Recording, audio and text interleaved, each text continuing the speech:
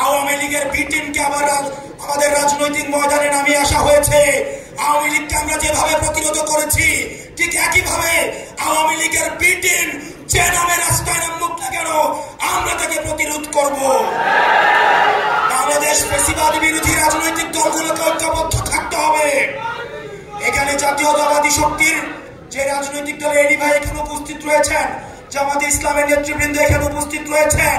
বাংলাদেশের পরবর্তী বাংলাদেশ বিনির্মাণের জন্য ফ্যাসিবাদ বিরোধী রাজনৈতিক দলকে ঐক্যবদ্ধভাবে থাকতে হবে, নতুবা সেটির সুযোগ নিবে আওয়ামী লীগ, সেটির সুযোগ নিবে XYZ নামে আওয়ামী লীগের বি টিম। এবং আমার কাছে প্রশ্ন, ফ্যাসিবাদ বিরোধী রাজনৈতিক দলগুলো যেহেতু এখানে আছে, 5ই আগস্ট পরবর্তী সময়ে যারা আওয়ামী লীগের নির্বাচনগুলোকে বৈধতা দিয়েছে সেই মুনাফেক জাতীয় পার্টি কিভাবে মাঠে এসে হুঙ্কার দেয়? আমরা দেখতে পাচ্ছি আবার জাতীয় পার্টি দিয়ে ভারত থেকে আওয়ামী পুনর্বাসনের আবার ঝক করা হচ্ছে। আমাদের সেটির বিরুদ্ধে গণতান্ত্রিকভাবে আন্দোলন করে তুলতে হবে। পরবর্তী বাংলাদেশটা শুধুমাত্র আমাদের গঠনের, আমাদের মত পার্থক্য ভুলে গিয়ে আমরা পরবর্তী বাংলাদেশটাকে আমরা পরবর্তী ভবিষ্যতের কাছে যেন আমরা দেখছি বর্তমানে আমাদের অতীত প্রজন্ম আজকে প্রশ্নের কাঠগড়ায় দাঁড়িয়েছে, ঠিক একইভাবে আমরা যদি 90-এর মতো ব্যর্থ হই, আমরা যদি 71 পরবর্তী প্রজন্মের মতো ব্যর্থ হই, তাহলে এই 24 প্রজন্ম ভবিষ্যতের প্রজন্মের কাছে আমরা প্রশ্নবিদ্ধ হব। সেজন্য আমাদের রাষ্ট্র গঠনে আমাদের দায়িত্ব রয়েছে।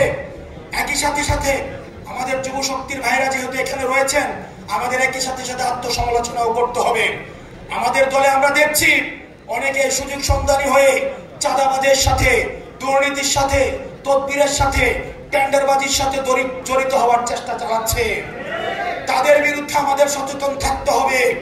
লক্ষ লক্ষ নেতা কর্মীর আমাদের কোনো প্রয়োজন নাই। সংখ্যায় লক্ষ লক্ষ নেতা কর্মী হাসিনাকে প্রোটেক্ট করতে পারে নাই। আমাদের সৎ, যোগ্য, নৈতিক, আমাদের সংখ্যায় কম হোক, তাদেরকে নিয়েই আমরা পরবর্তী বাংলাদেশ বিনির্মাণ করব। প্রয়োজনে আমরা জেলের শিকার হব, আমরা জুলুমের শিকার হব, কিন্তু আমাদের পথ কেউ ঠেকাতে পারবে না। একটি সংখ্যার কথা বলে যেতে চাই। আপনারা দেখেছেন আমাদের সহযোদ্ধা, আমাদের বন্ধু, রাজপথ থেকে উঠে আসা ফ্যাসিবাদের চোখে চোখ রেখে কথা বলা সার্জিস আলমের বিরুদ্ধে আজকে মামলা দেওয়া হয়েছে। এটা আমাদের জন্য একটা সিগন্যাল। ডিজিটাল সিকিউরিটি অ্যাক্টের কথা বলে হাসিনা আমাদের টুটি চেপে ধরেছে।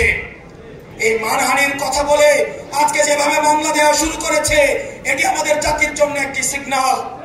জনাব তারেক জিয়া সাহেব দ্বিমতকে প্রকাশ করার জন্য, দ্বিমতকে উৎসাহিত করার জন্য উনি উনার নিজের ক্রিটিসিজম কার্টুনকে শেয়ার দিচ্ছে, আবার একই সাথে উনার নেতা কর্মীরা আমাদেরকে বান্দির বাচ্চা বলে গালি দিচ্ছে।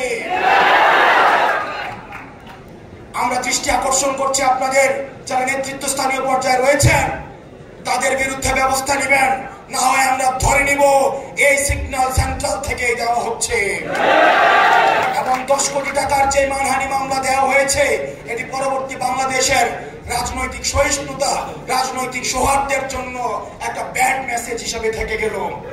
আমরা চাই আপনারা আমাদের প্রতি কাঁটা ছুড়বেন, আপনারা আমাদের মানহানি মামলা দিবেন, আমাদের টুটি চেপে ধরবেন, যারাই ধরুক না কেন আমরা আপনাদেরকে সাদরে বলবো গণতান্ত্রিক এই যাত্রা অব্যাহত রাখার জন্য প্রয়োজনে আমরা জেলে যাব, জুলুমের শিকার হব, প্রয়োজনে ফাঁসির কাস্টে ঝুলবো, কিন্তু কোনো অন্যায়, কোনো হাসিনার ডিএসি, কোনো সিকিউরিটি অ্যাক্ট, কোনো মানহানি মামলা আমাদেরকে আটকায় রাখতে পারবে না।